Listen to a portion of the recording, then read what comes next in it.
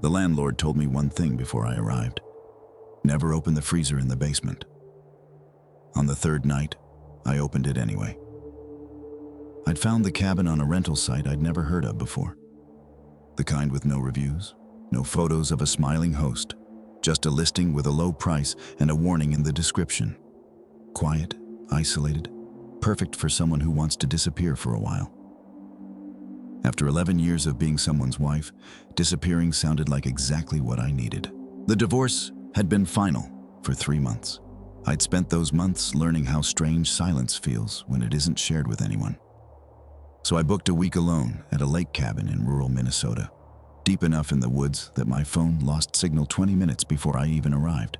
The cabin itself was beautiful in a rough, unfinished way. Log walls, a wood stove, a basement door that never quite sat flush in its frame, no matter how many times I pushed it shut. The first night was fine. Quiet, even peaceful. I told myself this was exactly what I needed. No one to talk to, no one to explain myself to. Just me and the sound of snow against the windows. The second night, the snow started falling harder.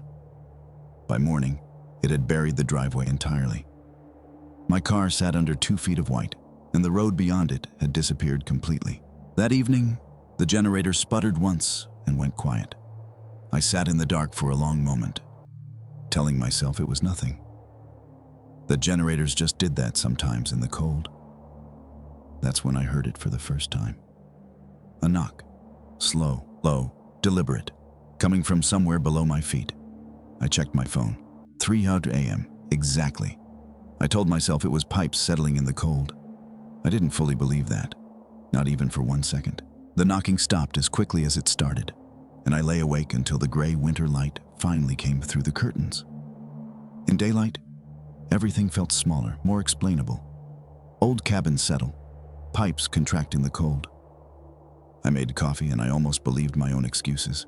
The generator restarted on its own around 9 a.m., like nothing had happened.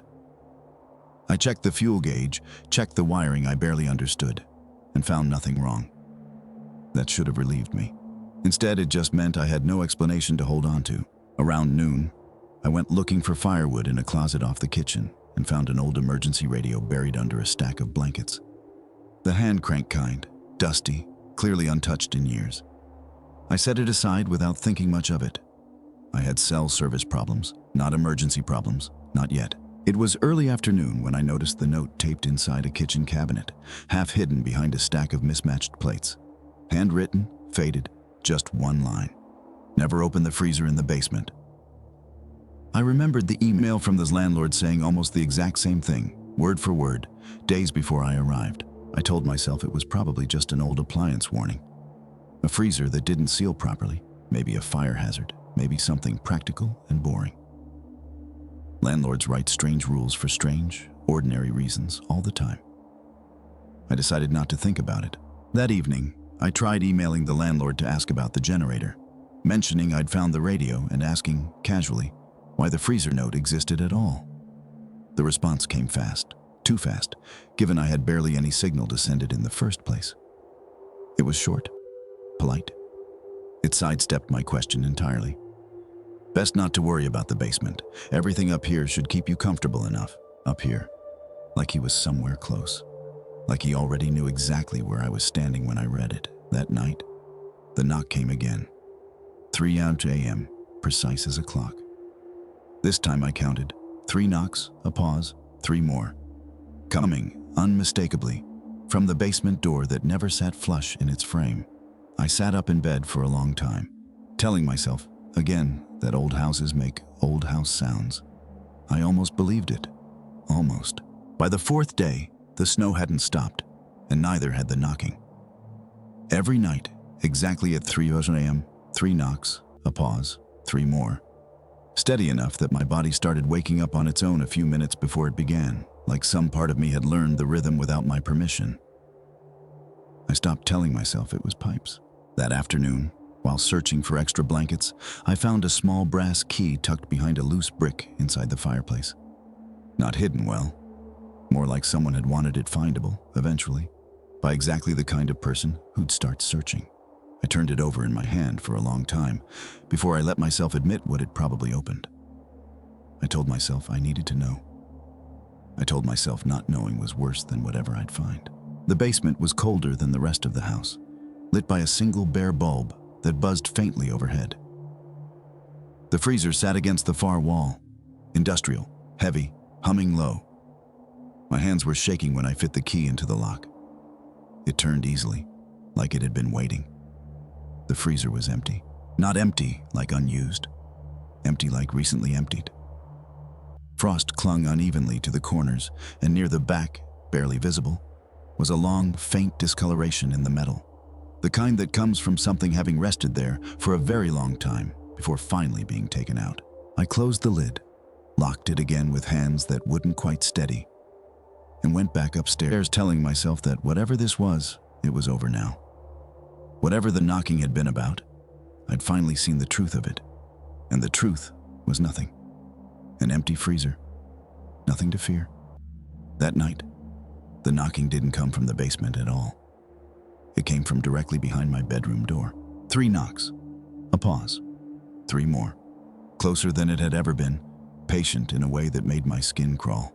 Not urgent, not desperate, just steady. Like whatever was making that sound had all the time in the world and had simply decided, tonight, to come upstairs. I didn't open that door. I grabbed the old emergency radio with hands that felt disconnected from my body, cranked it as fast as I could, and pushed my dresser against the door with everything I had left in me, listening to those 3 knocks repeat again and again on the other side of the wood. I spent the rest of that night pressed against the dresser, cranking the radio every few minutes to keep its charge alive, sending out the SOS signal over and over into a silence that never answered back. The knocking continued until almost dawn, then stopped all at once, the way it always did. Like something had simply decided it was finished for the night. Rescue crews finally reached the cabin 2 days later, once the plows cleared enough of the road. They were kind, efficient, relieved to find me alive. It wasn't until one of them ran the property address through their system that his expression changed. The cabin's real owner, he told me, had gone missing 2 winters earlier. No body was ever found. The case had gone cold, quietly, the way cases do in places this remote. The landlord I'd been emailing, the one who told me never to open that freezer, didn't exist anywhere outside those messages. No listing agency, no phone number, no name in any record tied to that property. I never learned who or what had been knocking. I never asked to. Even now, back in my apartment 2 states away, I still hear it sometimes.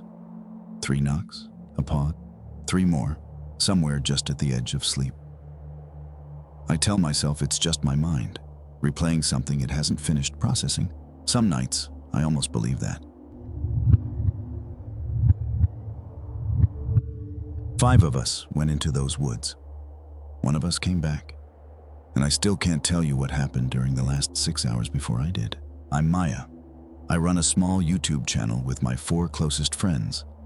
The kind of channel where we hike somewhere remote, film the whole thing, and hope it turns into decent content. That's exactly what we were doing in the Appalachian backcountry that weekend. An old abandoned summer camp. 1 narrow trail in, no cell signal once you're deep enough. Perfect for views. Perfect, in hindsight, for a lot of things. We found the camp just before sunset. A scatter of rotting cabins, a boarded-up storage shed at the edge of the tree line. The kind of place that looks exactly like what people expect creepy abandoned camp to look like. We filmed everything. Doors creaking, peeling paint. My friend Jordan joking into the camera about ghost stories while the rest of us laughed along, not really believing any of it. We set up in the largest cabin for the night. Sleeping bags on a dusty wood floor, my dash cam style camera propped in the corner, still rolling, the way it always did on these trips. Around midnight, we heard singing, faint, childlike, coming from somewhere near that storage shed, drifting through the walls in a melody none of us recognized. We laughed about it at first, nervous laughter, the kind that covers for how unsettled you actually feel. By morning, 2 of my friends were gone. Their shoes were lined up neatly outside the cabin door, side by side, like they'd simply stepped out of them and walked away barefoot into the trees. We told ourselves they were pranking us. That had to be it. Jordan especially loved this kind of thing. Staging a scare for the camera, waiting somewhere nearby to jump out once we were properly rattled. We called their names into the trees for almost an hour. Nothing answered back except our own voices, swallowed up fast by all that green.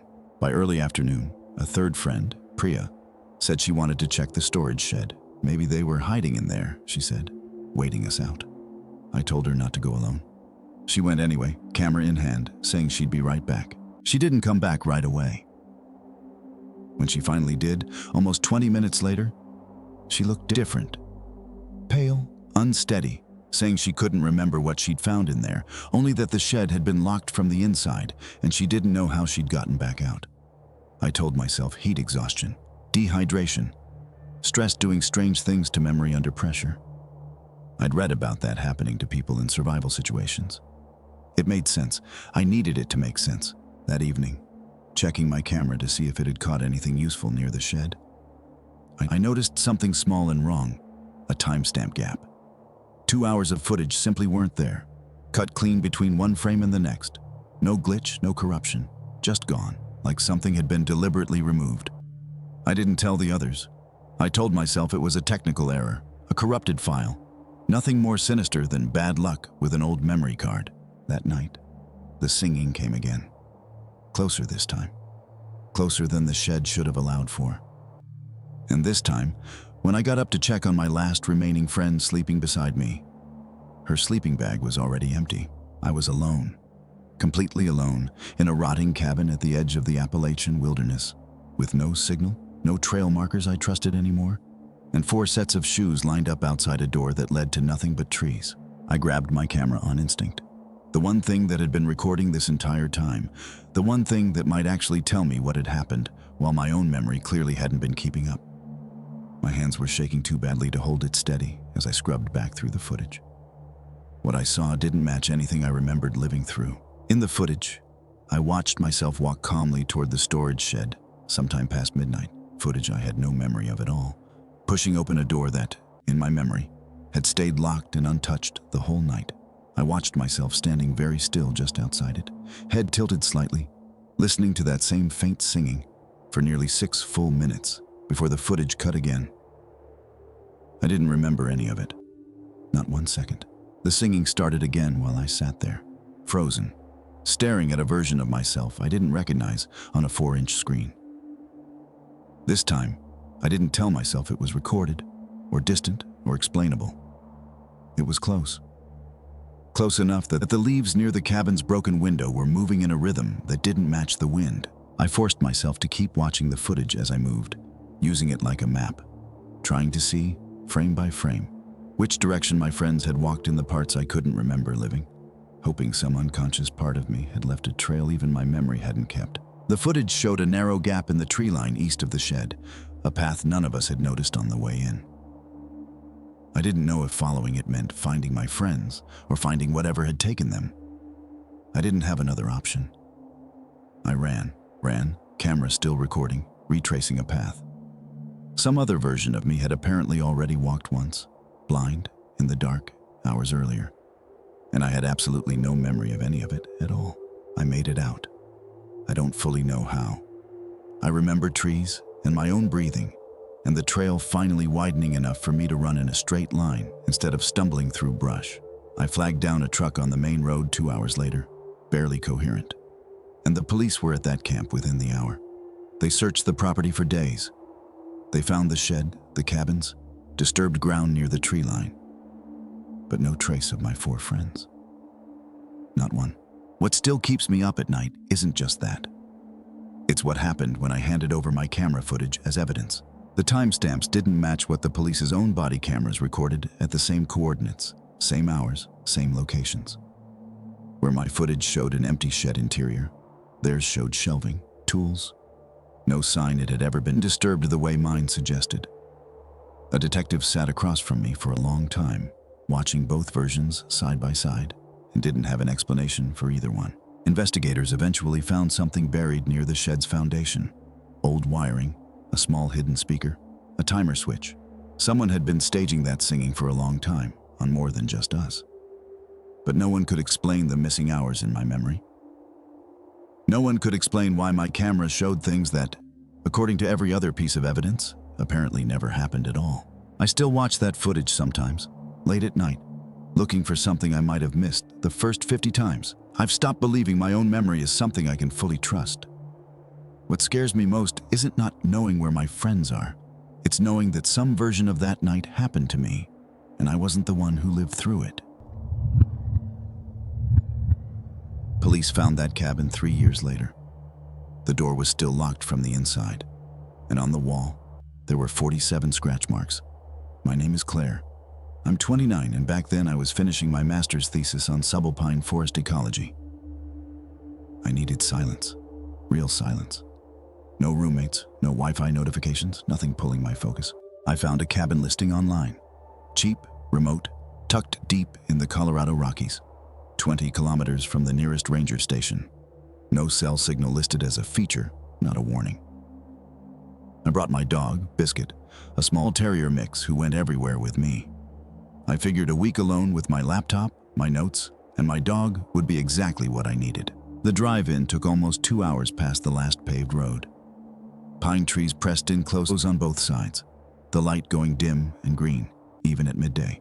The cabin itself looked exactly like the photos. Small, wood-paneled, 1 bedroom, a wood stove, a single window facing the trees. The first night was quiet in the way true isolation always is. Too quiet, almost. I told myself that was the whole point. It was the second night things changed. Biscuit woke me around 2 a.m., standing rigid at the foot of the bed, staring at the wall beside my headboard. Not barking at the door, not barking at the window. Just that wall, low growls building in his throat. I sat up, listening. Nothing. No wind, no branches, no animal calls. Just silence, and my dog's eyes locked on a single point on the wood paneling, like something was standing right behind it. I told myself Biscuit was reacting to a mouse in the wall. Cabins like this always had mice. I lay back down, pulled the blanket up, and tried to ignore the low growl still rumbling in his chest. In the morning, I almost forgot about it entirely, until I stepped outside to check the woodpile and found footprints circling the cabin. Large, adult-sized, pressed deep into the soft dirt beneath the window. They went all the way around the structure, every wall. But they never led away.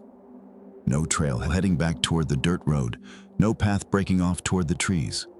Just a full loop, ending exactly where it started, like whoever made them had simply walked the perimeter all night and then vanished. I told myself it was a hiker, maybe someone checking the property for the owner. I didn't have signal to call anyone and ask, so I let it go, because letting it go was easier than the alternative. That afternoon, my flashlight started dying. Not slowly, the way batteries usually fade. It dimmed hard within an hour of putting in brand new batteries, flickering weak and yellow by dinner time. I told myself the cold was draining the cells faster than normal. Mountain nights did that sometimes. By the third evening, I noticed Biscuit had stopped sleeping at the foot of the bed entirely. He'd taken to sitting pressed against the wall by my headboard, still and alert, refusing to settle no matter how many times I coaxed him back.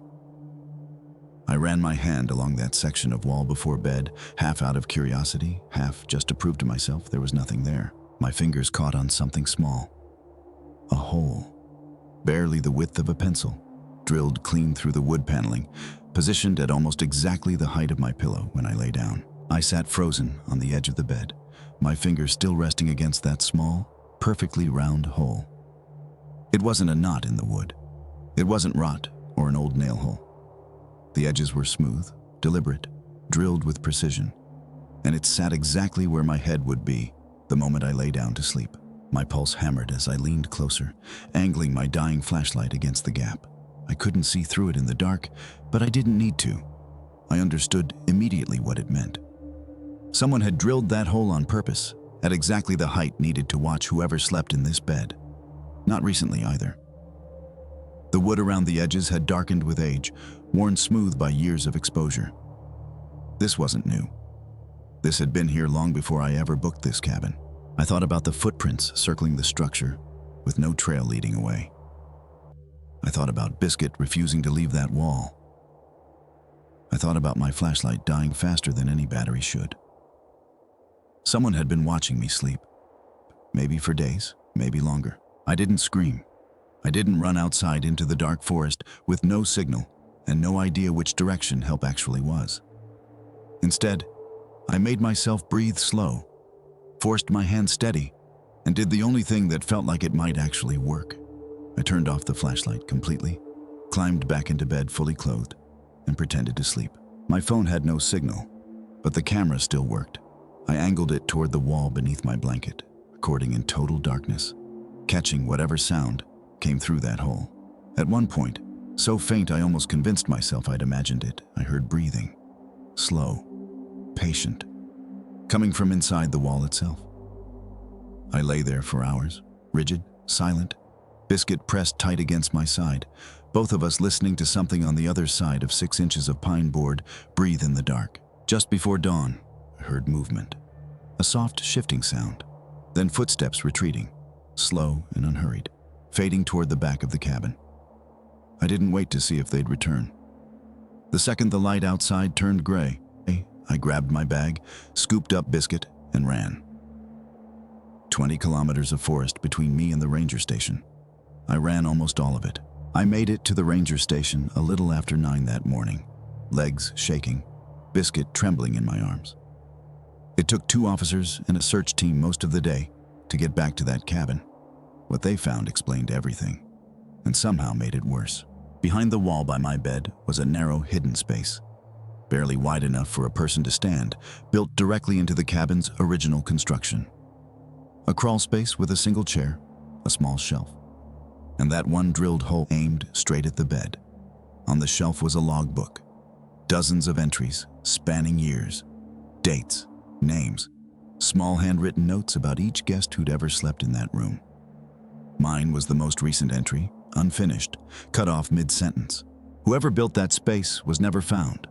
No fingerprints matched anyone on record. The cabin's owner claimed no knowledge of the hidden room at all. Though police weren't sure they believed him, I never went back. I finished my thesis somewhere else, somewhere with Wi-Fi and neighbors and locks that felt like they actually meant something. 3 years later, when police returned to search the property again after an unrelated tip, they found the cabin exactly as I'd left it. Door locked from the inside, and on the wall of that hidden crawl space, 47 scratch marks carved into the wood, one for every night someone had stood in that narrow, dark space and watched. I don't know who was counting. I don't know if they're still out there. But every night, before I turn off the light, I still check the walls first.